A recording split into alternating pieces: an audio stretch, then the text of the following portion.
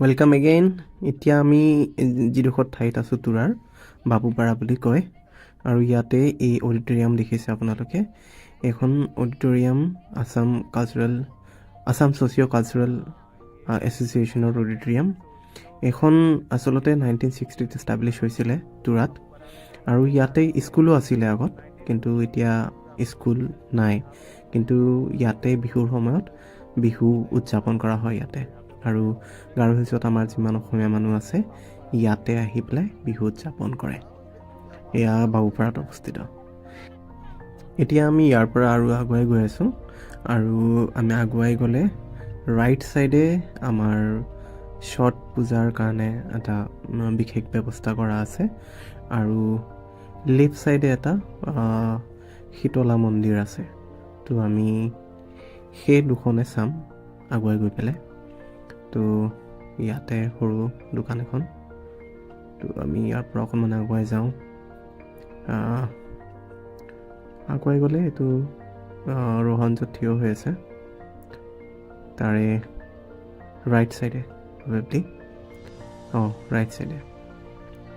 তো মই ভিতৰত সোমাবলৈ চেষ্টা কৰিছোঁ, চাওঁ। আৰু এয়া লেফ্ট ছাইডে ধুনীয়া ঝৰ্ণা এটা বৈ গৈছে, আৰু এয়া ওপৰৰ ফালে আমি দেখিছোঁ মন্দিৰ। ইয়াতে আচলতে ছট পূজা হয়। আমাৰ বিহাৰী সম্প্ৰদায়ৰ যিসকল লোক তুৰাত আছে, তেওঁলোকে ইয়াতে ছট পূজাৰ গোটেই তেওঁলোকৰ যি ৰিচুৱেলছবোৰ ইয়াতে গোটেইখিনি কৰে। আমি ওপৰত উঠি গৈছোঁ, কিন্তু গেটত তলা লগোৱা আছে, আৰু সেইকাৰণে আমি ভিতৰত সোমাব নোৱাৰিম। ধুনীয়াকৈ কালাৰ কৰা, স্কাই ব্লু কালাৰ আৰু গেৰুৱা কালাৰ দি পেলাই গেটটো কালাৰ কৰা আছে। আৰু গেটৰ বৰ্তমান ইয়াতে কোনো মানুহ নাই, চেয়াৰটো খালী হৈ আছে। মানুহ থাকিলে হয়তো ৰিকুৱেষ্ট কৰি পেলাই ভিতৰত সোমাব পৰা গ'লেহেঁতেন, কিন্তু যিহেতু মানুহ নাই আৰু গেটতো তলা লগোৱা, গতিকে আমি ভিতৰত সোমাব নোৱাৰিম। আৰু ইয়াৰ পৰা দেখিছে এইটো ঝৰ্ণা। ইয়াতে বৰ্তমান যিহেতু উইণ্টাৰৰ সময়, ঠাণ্ডা বতৰত সিমানখিনি পানী নাথাকে, আৰু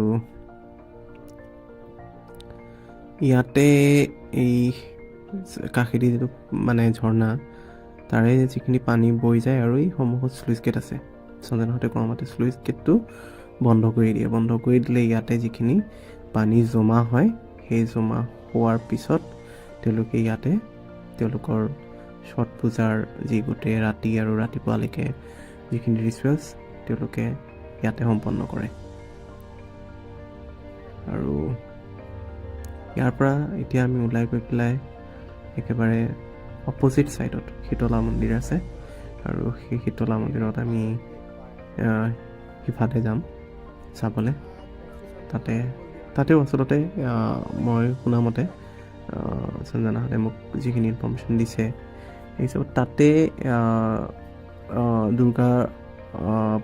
দুৰ্গাৰ প্ৰতিমা তাতে বিসৰ্জন দিয়া হয়। তো আমি তাতে অকণমান গৈ পেলাই চাম এতিয়া। তো আমি ৰাস্তা ক্ৰছ কৰোঁ, তাৰপিছত আহি আছোঁ আকৌ। চ' আমি ৰাস্তা ক্ৰছ কৰিলোঁ। এতিয়া এয়া চিৰি দি নামি তলত যাব লাগিব। ইয়াতে ধুনীয়াকৈ আই লাভ বাবুপাৰা বুলি লিখা আছে।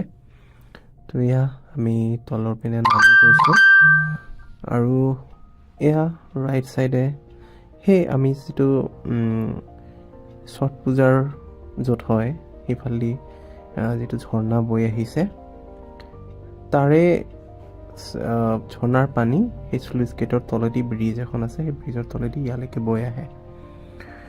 আৰু এইটো যিটো আপোনালোকে দেখা পাইছে, মই দেখাইছোঁ, এইটো ব্ৰিজৰ তলেদি পানী আহে। এতিয়াতো গোটেই লেতেৰা হৈ আছে উইণ্টাৰৰ ছিজন কাৰণে, আৰু গৰমৰ বতৰত যেতিয়া বাৰিষা কাল বৰষুণ হয়, তেতিয়া গোটেই চাফ চিকুণ থাকে।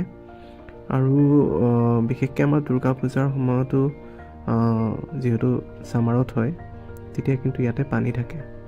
আৰু ইয়াতে ধুনীয়াকৈ পেইণ্টিং কৰা দেখিছোঁ মই। গোটেই তুৰাতে আচলতে ভাল ভাল পেইণ্টিং কৰা আছে। ত' ইয়াতে এই শ্লুইচ গেটটো দেখিছে আপোনালোকে, এই শ্লুইচ গেটটোও বন্ধ কৰি দিয়া হয় দুৰ্গা পূজাৰ বিসৰ্জনৰ সময়ত।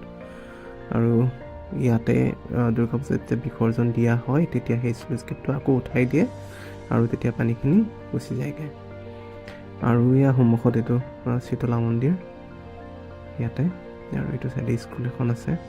আৰু সেই গোটেই স্কুলৰ ৱালত ধুনীয়াকৈ পেইণ্ট কৰা আছে। ইয়াতে লিখা আছে forget about respect, we deserve safety first.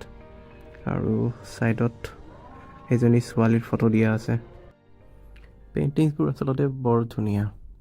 তো যিয়ে নহওক আজি ইমানতে শেষ কৰিলোঁ। আশা কৰোঁ আপোনালোকে ভাল পালে। তো আকৌ লগ পাম। ধন্যবাদ।